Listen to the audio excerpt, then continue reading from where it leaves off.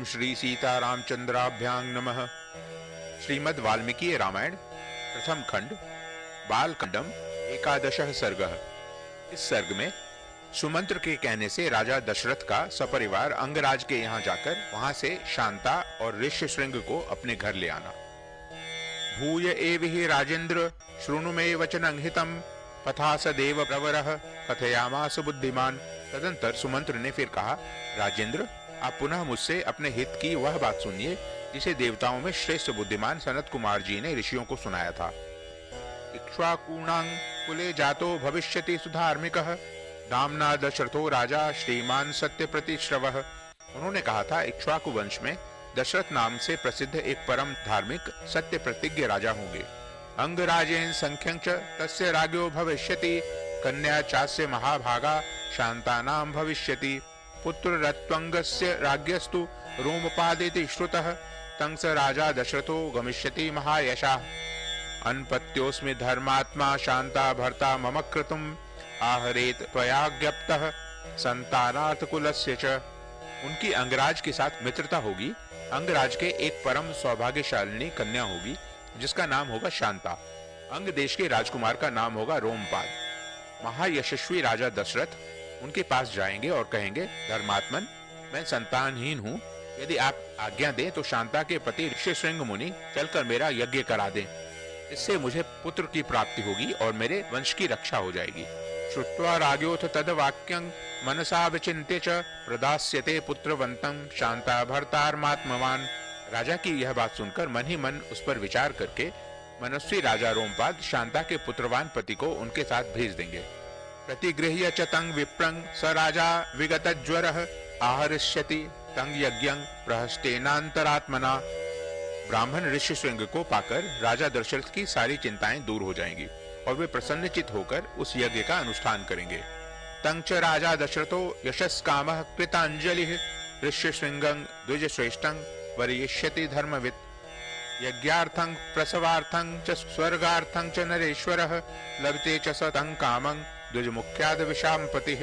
यश की इच्छा रखने वाले धर्मज्ञ राजा दशरथ हाथ जोड़कर द्विज श्रेष्ठ ऋष्यशृंग का यज्ञ, पुत्र और स्वर्ग के लिए वरण करेंगे तथा वे प्रजापालक नरेश उन श्रेष्ठ ब्रह्मर्षि से अपनी अभिष्ट वस्तु प्राप्त कर लेंगे। पुत्राश्चास्य भविष्यन्ति चत्वारोमित विक्रमाः वंश प्रतिष्ठान कराः सर्वभूतेषु विश्रुताः। राजा के 4 पुत्र होंगे जो अप्रमेय पराक्रमी, वंश की मर्यादा बढ़ाने वाले और सर्वत्र विख्यात होंगे। एवं स देव प्रवरः पूर्वं कथितवान् कथां सनत कुमारो भगवान पुरादेव युगे प्रभु। महाराज, पहले सतयुग में शक्तिशाली देव प्रवर भगवान सनत कुमार जी ने ऋषियों के समक्ष ऐसी कथा कही थी। सत्वं पुरुष शार्दुल समानय सुसत्कृतम स्वयमेव महाराज गत्वा सबल वाहनः। पुरुष सिंह महाराज, इसलिए आप स्वयं ही सेना और सवारियों के साथ अंग देश में जाकर मुनि कुमार ऋष्यशृंग को सत्कार पूर्वक यहाँ ले आइए।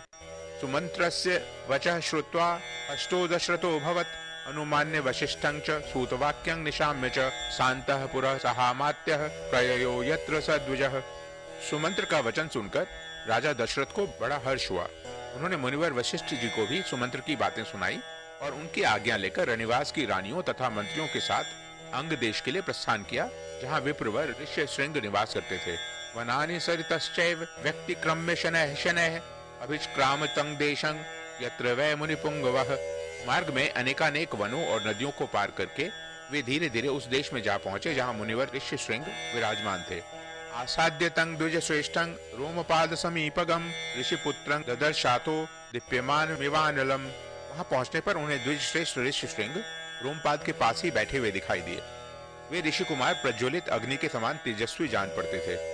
ततो राजा यथा योग्यं पूजां चक्रे विशेषतः सखित्वात् तस्य वै राज्ञः प्रहृष्टेनान्तरात्मना रोमपादेन चाख्यात वृषपुत्राय धीमते सख्यं संबंधकं चैव तदा तं प्रतिपूजयत। तदंतर राजा रोमपाद ने मित्रता के नाते अत्यंत प्रसन्न हृदय से महाराज दशरथ का शास्त्रोक्त विधि के अनुसार विशेष रूप से पूजन किया और बुद्धिमान ऋषि कुमार ऋष्यशृंग को राजा दशरथ के साथ अपनी मित्रता की बात बताई। उस पर उन्होंने भी राजा का सम्मान किया। एवं सुसत्कृतस्तेन सहोषित्वा नरषभः सप्ताष्ट दिवसान राजा राजानमिदं ब्रवीत। शांता तव सुता राजन सह भर्त्रा विशांपते मदीयं नगरं यातु कार्यं ही महदुद्यतम। इस प्रकार भली भांति आदर सत्कार पाकर नर श्रेष्ठ राजा दशरथ रोमपाद के साथ वहां 7-8 दिनों तक रहे। उसके बाद वे अंगराज से बोले, प्रजापालक नरेश, तुम्हारी पुत्री शांता अपने पति के साथ मेरे नगर में पदार्पण करे, क्योंकि वहां एक महान आवश्यक कार्य उपस्थित हुआ है। तथेति राजा संश्रुत्य गमनं तस्य श्रीमतः उवाच वचनं विप्रं गच्छत्वं सह भार्यया। ऋषिपुत्रः प्रतिश्रुत्य तथेत्याह नृपं तदा। राजा रोमपाद ने बहुत अच्छा कहकर उन बुद्धिमान महर्षि का जाना स्वीकार कर लिया और ऋष्यशृंग से कहा, विप्रवर, आप शांता के साथ महाराज दशरथ के यहाँ जाइए। राजा की आज्ञा पाकर उन ऋषि ने तथास्तु कहकर राजा दशरथ को अपने चलने की स्वीकृति दे दी। स नृपेणाभ्यनुज्ञातः प्रययो सह भार्यया तावन्योन्याञ्जलिं कृत्वा स्नेहात् संश्लिष्य चोरसा ननन्दतुर्दशरथो रोमपादस्य वीर्यवान् ततः सुहृद मापृच्छय प्रस्थितो रघुनंदनः। राजा रोमपाद की अनुमति ले ऋष्यशृंग ने पत्नी के साथ वहां से प्रस्थान किया। उस समय शक्तिशाली राजा रोमपाद और दशरथ ने एक दूसरे को हाथ जोड़कर स्नेह पूर्वक छाती से लगाया तथा अभिनंदन किया। फिर मित्र से विदा ले रघुकुल नंदन दशरथ वहां से प्रस्थित हुए। पौरेषु प्रेषयामास दूतान् वै शीघ्रगामिनः क्रियतां नगरं सर्वं क्षिप्रमेव स्वलंकृतं धूपितं सिक्त समृष्टं पताकाभिरलंकृतम्। उन्होंने पूर्ववासियों के पास अपने शीघ्रगामी दूत भेजे और कहलाया कि समस्त नगर को शीघ्र ही सुसज्जित किया जाए। सर्वत्र धूप की सुगंध फैले, नगर की सड़कों को झाड़ बुहार कर उन पर पानी का छिड़काव कर दिया जाए तथा सारा नगर ध्वजा पताकाओं से अलंकृत हो। ततः प्रहिष्टा पौरास्ते श्रुत्वा राजानमागतम् तथा चक्रुश्च ततः सर्वं राज्ञा यत् प्रेषितं तदा। राजा का आगमन सुनकर पूर्ववासी बड़े प्रसन्न हुए। महाराज ने उनके लिए जो संदेश भेजा था उसका उन्होंने उस समय पूर्ण रूप से पालन किया। तथा स्वलंकृतं राजा नगरं प्रविवेशः शंख दुंदुभि निहलर्देह पुरस्कृत्वा द्विजर्षभम्।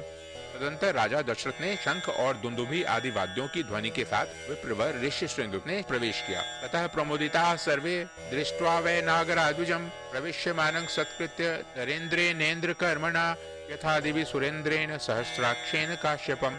उन द्विज कुमार का दर्शन करके सभी नगर निवासी बहुत प्रसन्न हुए। उन्होंने इंद्र के समान पराक्रमी नरेंद्र दशरथ के साथ पुरी में प्रवेश करते हुए ऋष्यशृंग का उसी प्रकार सत्कार किया जैसे देवताओं ने स्वर्ग में सहस्राक्ष इंद्र के साथ प्रवेश करते हुए कश्यप नंदन वामन जी का समादर किया था। अंतःपुरं प्रविश्यैनं पूजां कृत्वा च शास्त्रतः कृत्यं तदात्मानं मेने तस्योपवाहनात्। ऋषि को अंतःपुर में ले जाकर राजा ने शास्त्र विधि के अनुसार उनका पूजन किया और उनके निकट आ जाने से अपने को कृतकृत्य माना। अंतःपुराणि सर्वाणि शांतां दृष्ट्वा तथागतां सह भर्त्रा विशालाक्षीं कृत्यानंदमुपागमन। विशाल लोचना शांता को इस प्रकार अपने पति के साथ उपस्थित देखकर अंतःपुर की सभी रानियों को बड़ी प्रसन्नता हुई। वे आनंद मग्न हो गईं। पूज्यमाना तु ताभिः सा राज्ञा चैव विशेषतः उवास तत्र सुखिता कश्चित् कालं सह द्विजा।